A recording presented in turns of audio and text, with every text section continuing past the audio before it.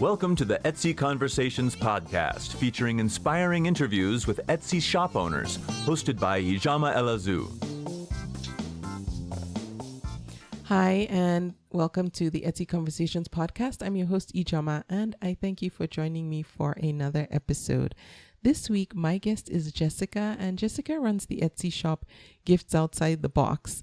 And if you've never been on the podcast, one of the things I like to do before we start recording is just chit chat with my guest, and we've been doing that. And I have to stop at some point and say, okay, no, now we need to start recording our conversation. So Jessica and I have been talking, but we're just going to jump right into the conversation and bring you in. So Jessica, thank you so much for being my guest, and welcome to the podcast. Thank you so much for having me. I'm super excited. Oh, you're very welcome. So I'm going to pretend like we haven't been talking so that folks can join in on our conversation. So Okay. Let's just start from the top. How would you describe yourself? Do you consider yourself to be a crafter, a maker, an artist, or something completely different? I consider myself a maker and a crafter. A crafter because I do use tools to shape the confetti that I do make, and a maker because I'm constantly changing the shapes. I use my computer a lot, so I'm kind of tweaking all the silhouettes and shapes for right before I cut the confetti. Oh, great. And I guess it would help to know what you make and sell in your Yes. Etsy shop. So I sell party supplies and party decor. I'm eventually going to branch out into invitations, but I'm not quite there yet because I'm focusing right now on the confetti and the decor. Okay. And so when did you first discover Etsy? I discovered Etsy a couple of years ago. I was co-hosting a bridal shower, and the theme was Alice in Wonderland. I had discovered Etsy, and when I went on there really wasn't a market at the time for what I was looking for. So I actually ended up making large table confetti myself. I got a lot of compliments on them, and some of the guests actually took some of the confetti home with them. And I thought that was really cool, but I didn't think anything of it. I thought it just ended there. But, now I sell it online, so it's exciting. Right.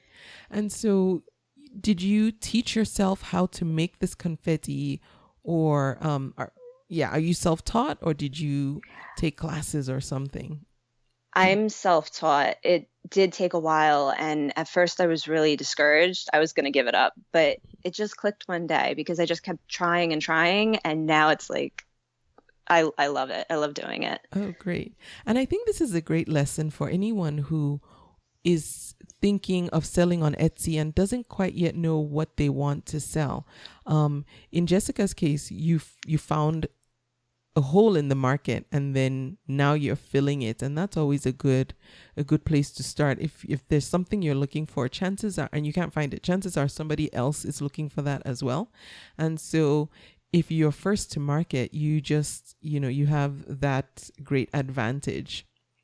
So I'm sorry, go on. Oh, no, I totally agree with you. I keep reminding myself that somewhere out there's something that you might have or know how to do that somebody else is looking for.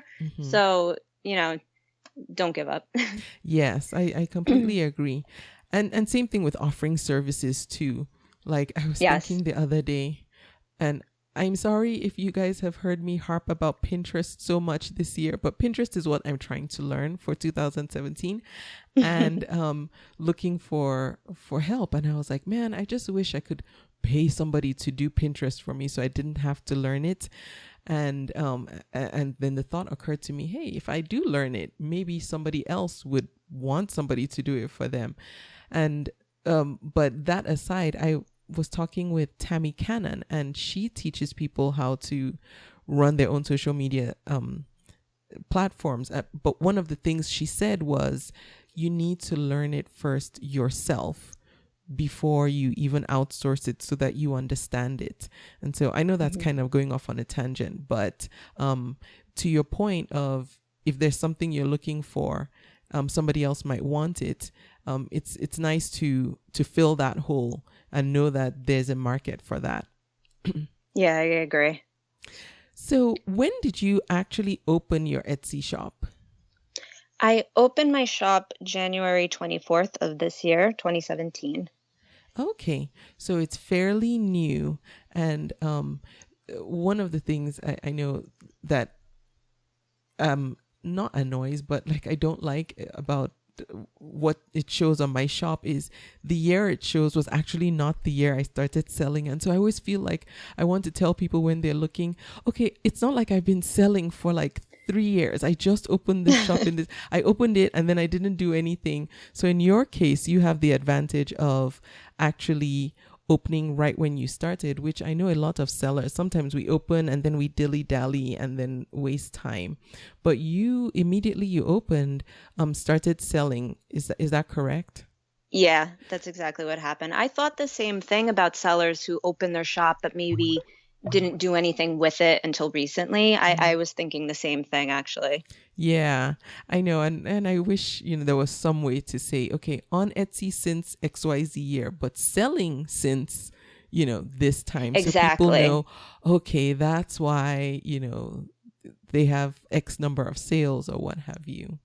Yeah. So when you opened your Etsy shop, what was or what is the goal or intent behind it? So the goal is, and it always will be, to make unique party-related items that will make people smile when they see them, and to give unique touches to any event, and to show how hard the host or hostess work to make the event special. Oh, that's nice. Yeah.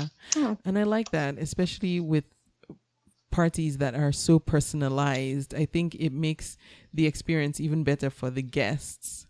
Plus, Yes. if it's a guest like me, I'll be like, anything you do, I'll come if this is what you're going to do every time you throw a party, right? Absolutely. So before opening your Etsy shop, did you have any fears or any reservations about selling on Etsy? Honestly, my fear was that I wouldn't sell anything. I don't know why I felt that way. Because I was going into this with a really positive outlook, but then right before I opened the shop, I was like, what if I don't sell anything? And then I don't know. That was my fear, but I'm grateful that didn't happen. Yeah. So, but you just did it anyway, which is great. Now, do you recall how soon after you opened you got that first sale? So I opened the shop on the 24th around 11 a.m. and I got my first sale at 8 p.m. So it was You're the same kidding. day. The same day? Yes. And it was a custom order. And I was just, oh my God, I was really excited. Yeah. I would be really too. Anxious. Yeah. Especially if I know you said you listen to the podcast, and sometimes I know you've probably heard people say, oh, well, it was a few months or weeks and what have you. Did you have the app on your phone? Is that how you knew, or did you see an email from Etsy?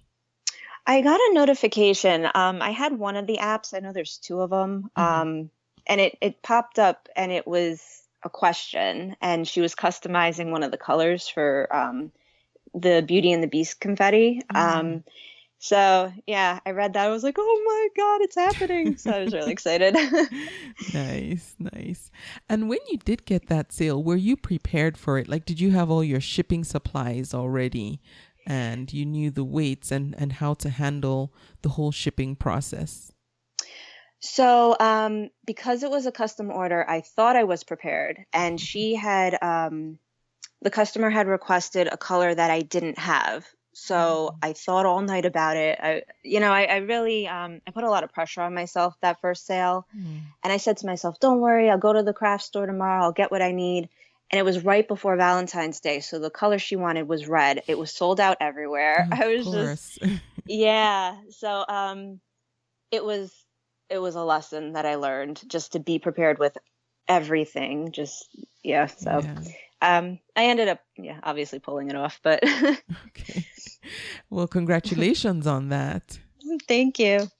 Now, so in addition to running your Etsy shop, do you also have a job outside of Etsy, or this is what you're focusing on and growing this to be your full-time income earning source? I do have a 9-to-5. I've been working in the dental field for many years, but the ultimate goal, oh I'm sorry. The ultimate goal is to make this a full-time career. Okay. And that's good. I know that's the goal for lots of Etsy sellers, and a lot of people do start off working while they're working a job. Etsy starts off as a side hustle and then eventually grows to be its own monster of, of a business, hopefully. Yes. So currently, how do you manage your time between working full time and also trying to grow a business on the side? It's a lot of work. Of course, yeah. And I have a son and I'm happily married. So I wake up at 6 a.m. I work a little bit on Etsy. I get my son up by like 6:45, get him off to school. I go to work. I work on Etsy on my break. I come home, make dinner, spend time with my family, and then I'm right back on the computer. So it's long days. In the evenings, are you doing your designing and coming up with new designs and products to sell, or it's a combination of that and fulfilling orders? It is a combo. I try to work on my orders as soon as possible. I don't like them sitting in the inbox. And that's one thing I do pride myself on, because I know the anxiety of ordering something and waiting for it to come, especially for a party. So even though my shipping and turnaround time, it says 3 to 5 days for shipping, I honestly, if I can, I will try to get it out the door as soon as possible. Okay. Now, so when you go home in the evenings and you get to face your Etsy products, what inspires the products that you create, or what inspires the designs? I think of anything that I love. I know I made Friends TV show, Confetti. Yeah. And I was thinking outside the box with that one, but I want to make things and create things that I personally love and that I hope other people may love. Yes. So I go with stuff that I love. I'm a Disney fanatic, so yeah, that's where I get my inspiration from. I have to say, I saw the Friends one and I giggled because I thought, okay, let me see if I can make the connections. I got the lobster. I know what the lobster is all about, and the umbrellas, and of course the coffee cup and the frames. But then there were two in there. I was like, oh, I guess I'm not as big a Friends fan as I thought I was. That's for the hardcore fans. I'm actually going to swap them out, but because the couch was a little hard to make. But it's the Geller cup with the little troll on the 2x4, and then it's the turkey that Monica put on her head with the hat. You have to be like a hardcore Friends fan. Okay. Yeah, so I'm going to swap those out. Oh, okay. Yeah, those two I didn't get, but everything else I was like, oh, the lobster. I get the lobster. I thought that was cute. I love the lobster. Yeah. Thank you. Yeah. Nice. So now you're growing this business on the side. What keeps you going? Because it's really hard, especially with a family and a young child and working full time. What keeps you going? And for this, I really want to encourage other newer sellers who are in the beginning stages where, initially you're not getting, a huge income from your Etsy shop, and you're spending way more time on it in proportion to the income that's coming in, and a lot of people get discouraged. What keeps you going, knowing that right now the return on the time investment is not that high?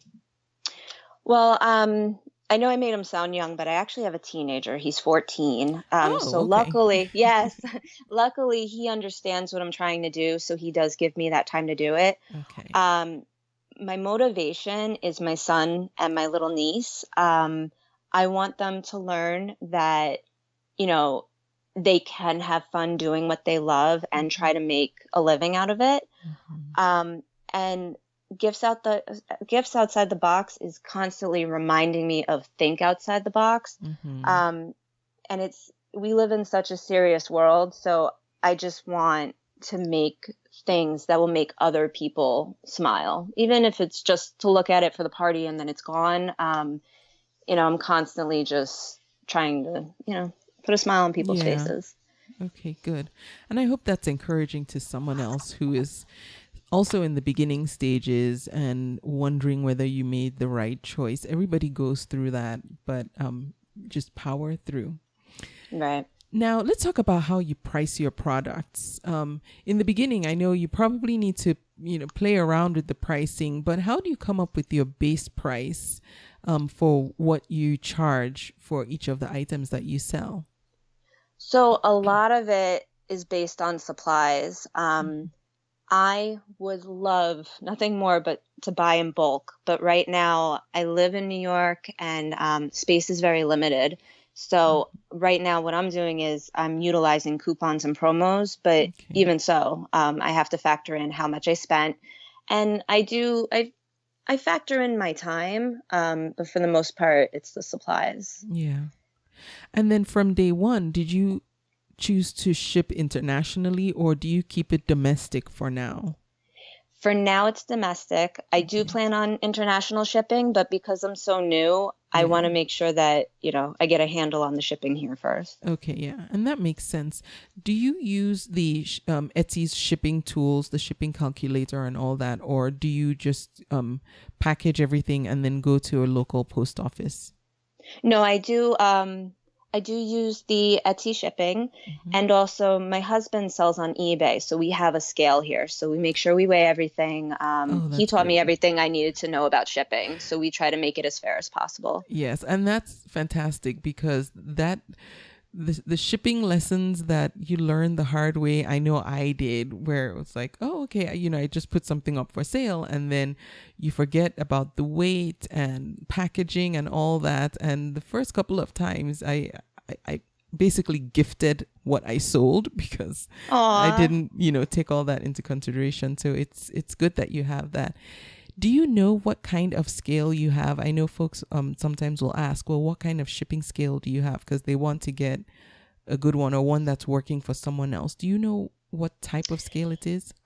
Let me see. I can actually look real quick. I have it right here. Okay. Unless he moved it. I think he moved it. Oh, I think it got moved.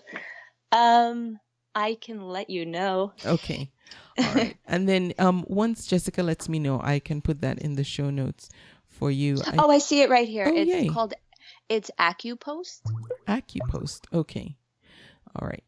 And so the benefit of having a scale, for anyone who doesn't have one yet, I highly recommend getting a scale because you're going to save on shipping and it's easy for you to cut into your profits if you guess at shipping. But if you know the exact weights, one of the advantages is you can use Etsy's calculated shipping, in which case, regardless of where it's going, if all you do is put in the weight, Etsy will calculate the shipping for the seller and you don't have to worry about that. And then every time there's an increase in the shipping rates, you don't really need to change anything, as opposed to if you were doing a flat rate shipping and your margins are diminishing based on that flat rate. If you do it based on weight, then you don't have to make any changes with the changes in shipping. And everybody knows that shipping costs go up. So that's an advantage of that. Yeah, definitely. Now, do you sometimes take a look at other shops on Etsy that might be selling items that are similar to yours? And if so, how much time do you spend looking at those, and what kind of information do you draw from, or information or inspiration do you draw from other sellers? So I do look at other people's shops. I don't look at them as competitors, really. I like to see what other people are doing because I know that we're all so unique and our materials are different. So, I would never intentionally try to copy somebody. I like to look around and see because there's some really unique stuff out there. Yeah. So let's talk about promotion and how you get eyeballs into your Etsy shop. What do you do that's really working well as far as promoting your products and your shop? I'm really big on the SEO words. Cool. My husband taught me how to blog. He's taught me everything I need to know. So that to me is huge. I am on Instagram, and, I try to get the word out there, but right now, time-wise, I'm trying to utilize the SEO for the most part. Okay. And for blogging, if you don't mind, I would like to touch on that, because sure, a lot of Etsy sellers come on, they start the shop, then they start a blog, and then have to start learning, all about blogging and SEO and all that. You have actually been blogging for a while. You started blogging in March of 2012. Yes. And then now you have a blog for Gifts Outside the Box. Yes. Oh, sorry. No, please go on. So it's on giftsoutsidethebox.com.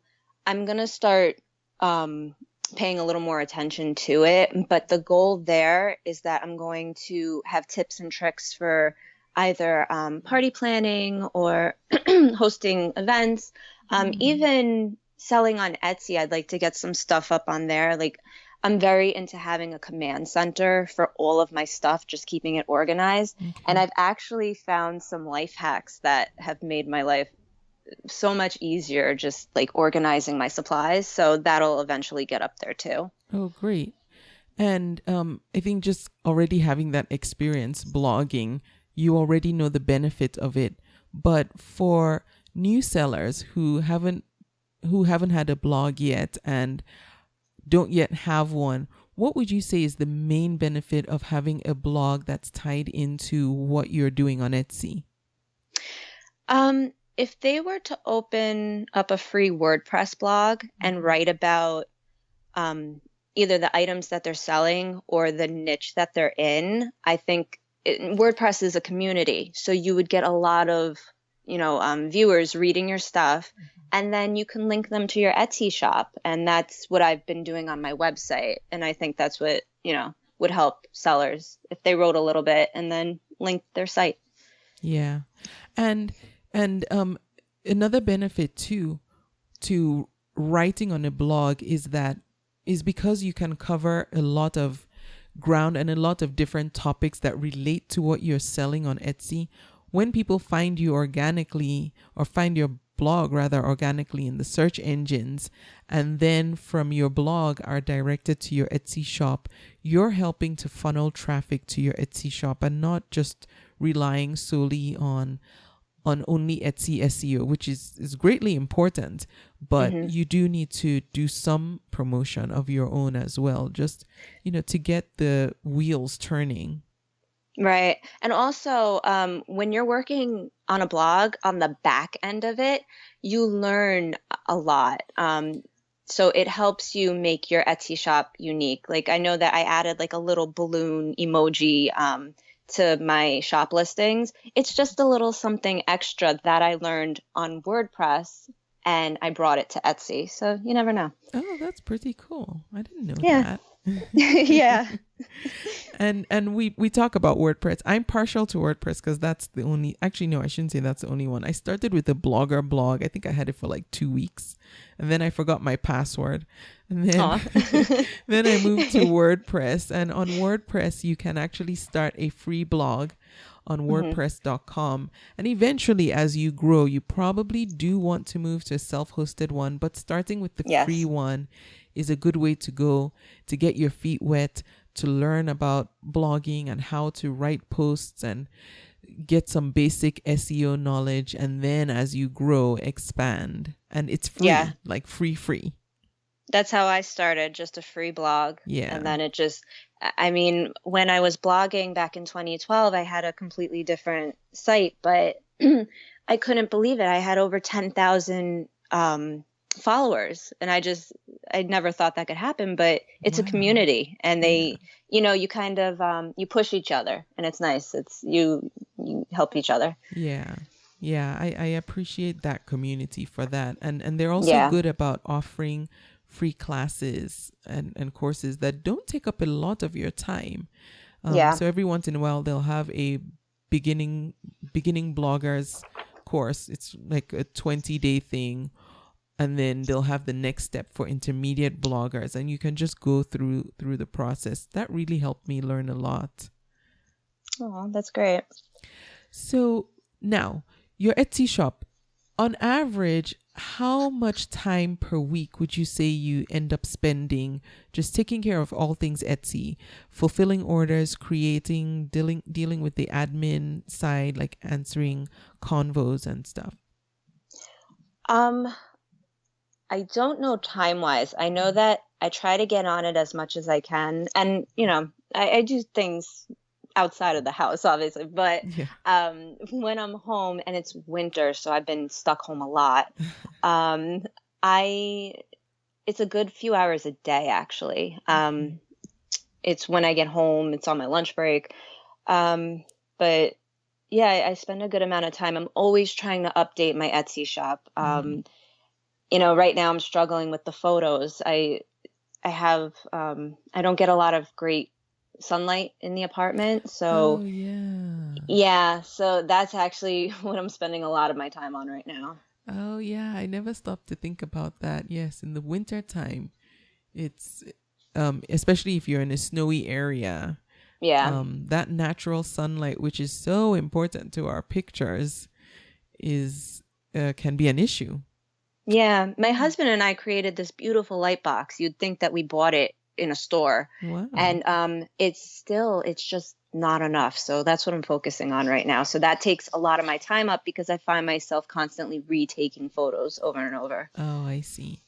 Yeah. And I like that you mentioned that, because especially for people who are starting out, there's so many things you're going to be figuring out and tweaking and just trying to get to where you like them to be. And this is all part of the process when you open up a fresh new shop. And that's one of the things I just want to highlight is, don't feel like what you're still trying to figure out in the beginning is how it's always going to be. Eventually something is going to click. You're going to figure out, the right picture setup, the exact right time of day to take your pictures, and then you'll start batching your pictures and then going back and then doing the listings after.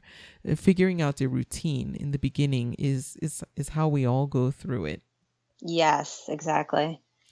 So Etsy is all about community, and you're, as a seller, relatively new to the community. So far in the time you've been selling, have you developed any new relationships or business connections or friendships through Etsy? I actually have. The first podcast I heard of yours was with Nikki at Stitched and Stuffed. And I just thought that whole interview was so great. And I reached out to her and I just told her that I heard the podcast and, I thought she was great on it. And she emailed me back and had said, if you have any questions, let me know. And she thanked me. And I did have questions. So I reached out to her again. And she was just so nice and so cool. She answered my questions. And I ended up adding her on Instagram because I thought she was just really sweet. And yeah, so Nikki, Stitch and Stuffed. Great. Thank you for mentioning Nikki, because one of the things I tell people is, if the Etsy community is very helpful. People do like to help other people. And I say in particular, if you hear someone who's either on a podcast hosting or the guest, the chances that if you reach out to them, they won't respond are very low. The fact that they're speaking publicly is a good sign that if you do reach out to them, they will probably be willing to respond and help you out or answer your questions. So I'm glad that you did take the initiative and reach out to Nikki. She was wonderful. And for anyone who hasn't yet heard my conversation with Nikki, that was episode 166. And I will link to that also in the show notes for this episode. So after you listen to this, you can hop over and listen to my conversation with Nikki. So now let's talk about when you're developing a new product. When you get an idea or a new idea for a product, typically how long does it take you from the time you get the idea to actually executing it and then getting it listed on Etsy? So it takes anywhere from a day to, honestly, I'm still working on it. I have a notebook and I jot down every idea I have, and it's filled. Right now I'm working on something special that I hope to get up soon, but between the time of creating it and then, well, not creating it, but like working it up on paper and then cutting it and figuring out colors and stuff, it takes a little bit. Okay. And then one of the things we talked about before we started recording was getting into a creative rut versus just having an overflow of ideas. And you're on the other end of the spectrum where you have a lot of creative ideas, which I think a lot of creatives are. How do you keep track of everything so that you don't forget something that, you know, occurred to you that you want to do? I have a notebook and I write down all my ideas in it.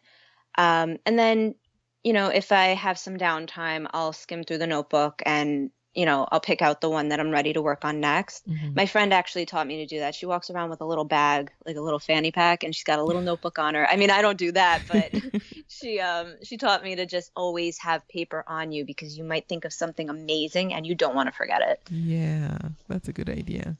I find I should just carry a book around. I have so many scraps of paper around me because, you know, I'll be walking somewhere and then an idea will come to me and then I have to find like a receipt from a store I just came out from and then jot it down so I don't forget. But having one solid book would be good. Yeah.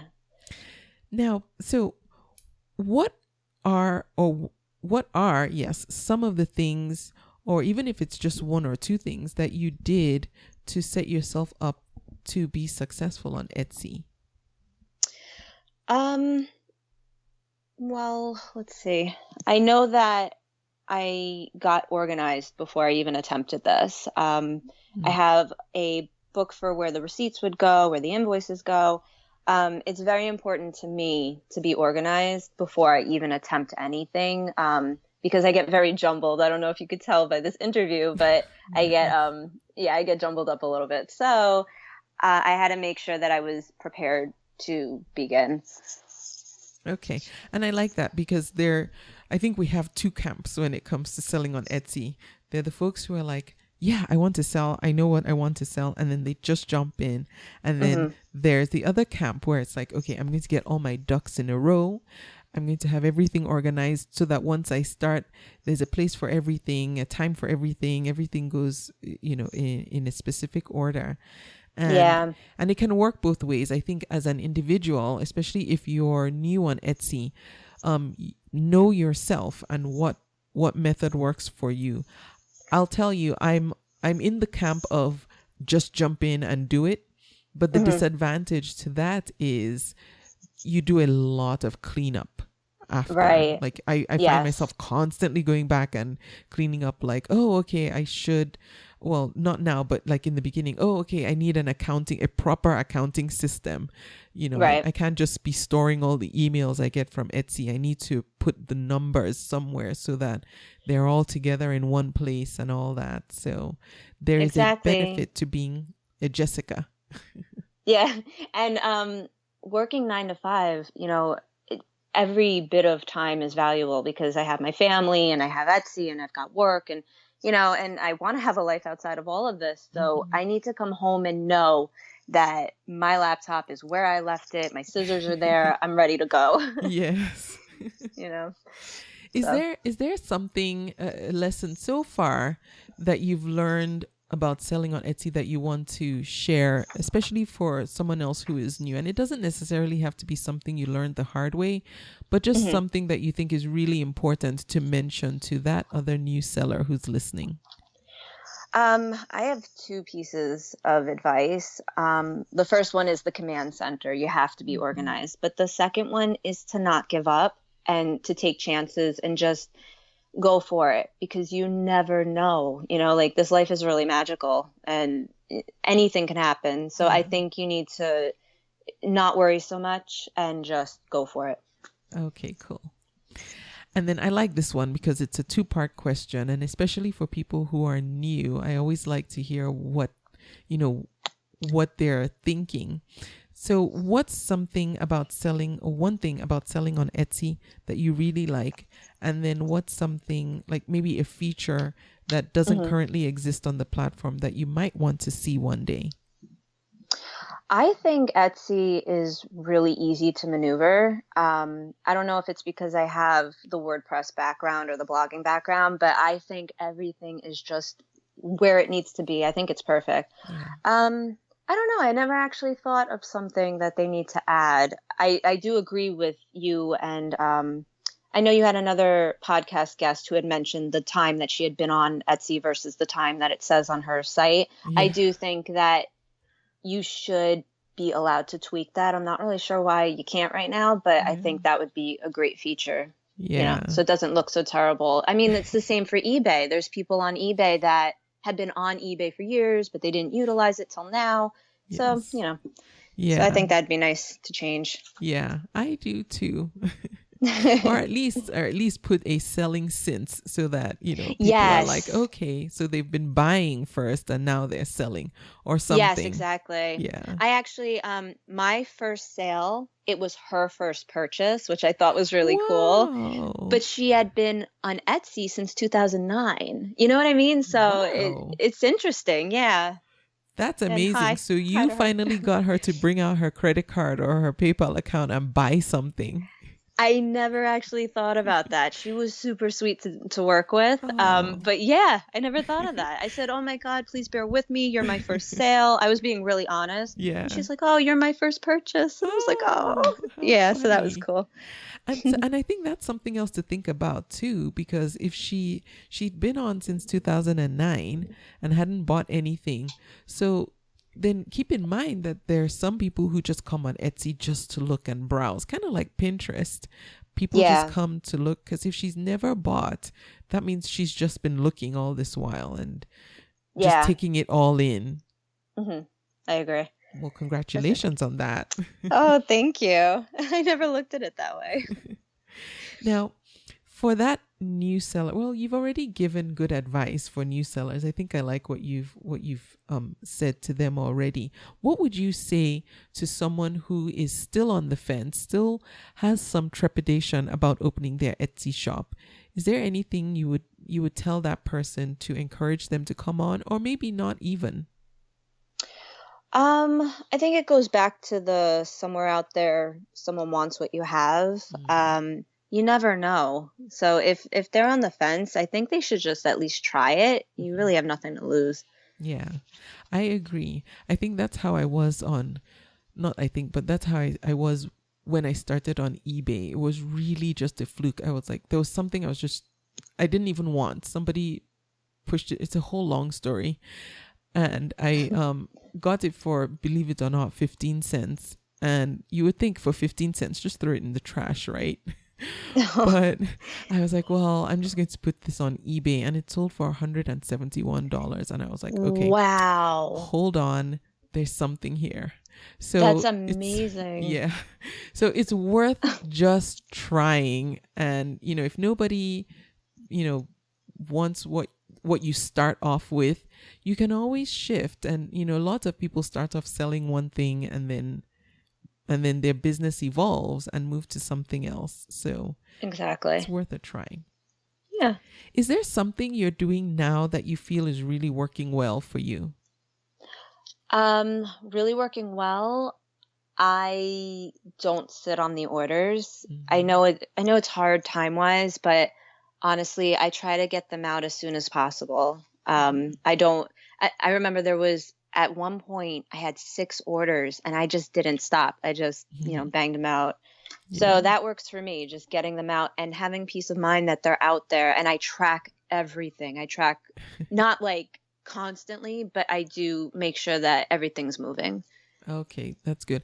And in the beginnings, in the beginning days, it's so important, especially to, fulfill your orders quickly and get those good reviews, even though, it's hard to get reviews from people because the percentage of people who actually leave reviews is quite low compared to, the number of sales you get. But right. Etsy has said, that positive reviews do help you in in the search results. So in the beginning, just being so diligent, shipping quickly, giving great customer service, get those good reviews, and then you start to show up more and more, and then the snowball just grows. Right. I'm actually huge on customer service, but I'm also huge on my packaging. I make sure that it looks cute. I use these recycled, they're not bubble mailers, but they're recycled padded mailers. And then I wrap some washi tape around the top. And I use edge scissors to cut out the shipping label. Yeah, just to give it something extra. You always want to show people that you're putting love into their order. Yes. So that's another thing I do. You really are an Etsy seller. Thank you. Yeah, I know. Whenever I buy from Etsy, I always expect it to be different than other things I buy online, like from Amazon. From Amazon, yes, I expect, box with that A and the smiley face. Yeah. Right, exactly. But with Etsy, I'm like, okay, what's this one going to look like, Yeah. So that's great. Are there any tools or resources that you use for selling on Etsy that you can share with us? So the resources, I definitely use the Etsy handbook, but I also like to venture outside of that and look at other people's blogs and what they're writing about Etsy, because they sometimes offer stuff that Etsy doesn't offer.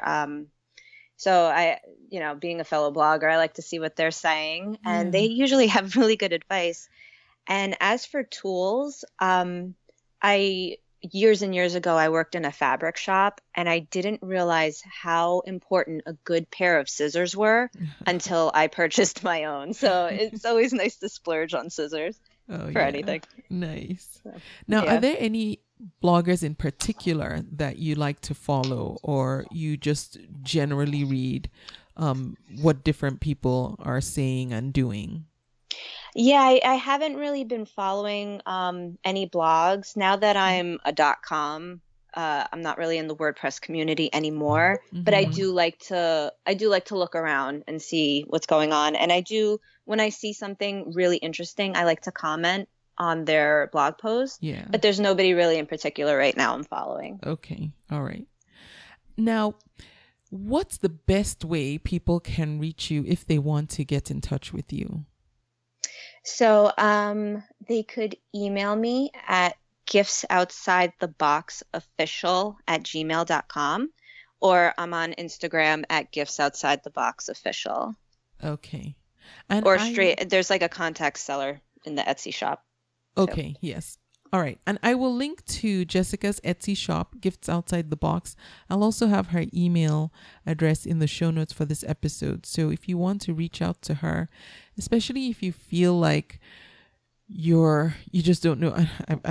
I'm now outsourcing Jessica to everyone. Like, call her. Okay. She will respond. I know she will. I will. I totally will.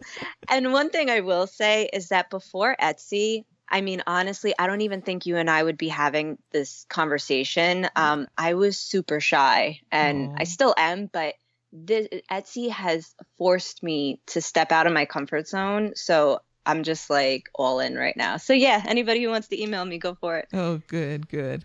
So I'll have her contact information in there. And one thing I wanted to mention, which I forgot, was just how this whole conversation came to be. We have to give a shout out to Jessica's husband for introducing her to podcasts in general. And then that's kind of how we got connected. Yeah, we were on, it wasn't a road trip. We were about an hour-long trip. And he looked at me and he said, I listen to eBay podcasts. What Etsy podcast do you listen to? And I was like, I don't listen to any. And he downloaded a whole bunch. But I saw yours and I was like, I want to listen to that one. And I listened to it all the way there, all the way home. I'm all caught up. I mean, your podcast is amazing and you're really inspiring as well. So thank you for this. Oh, no. Thank you, Jessica. Thank you for sharing your story and what you're doing right now. I appreciate you coming on and sharing because I hear from sellers and people who don't yet sell. I call them aspiring Etsy sellers who are still wondering, what to sell on Etsy, if taking the time to do it is worth it, or, if they should just go directly to their own e-commerce website. And so I like talking to newer sellers because you're in the thick of it. You're still learning. You're still growing. You haven't yet hit that stride. And I think that's really encouraging to other people who are right there. So thank you so much for sharing your experience, sharing your journey. I know you're going to continue on it, so I'm going to invite you now to come back maybe a year from now and just tell us how the journey has gone and where you are a year from now and what you've learned along the way, because this is going to be a year of growth for you. So if you wouldn't mind, would you come back again?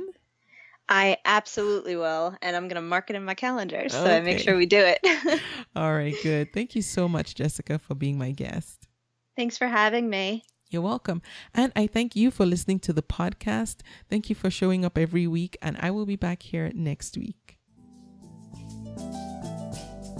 Thank you for listening. You can subscribe to the podcast in iTunes, and while you're there, please leave a review too. Visit convome.com to leave a comment or feedback on this episode.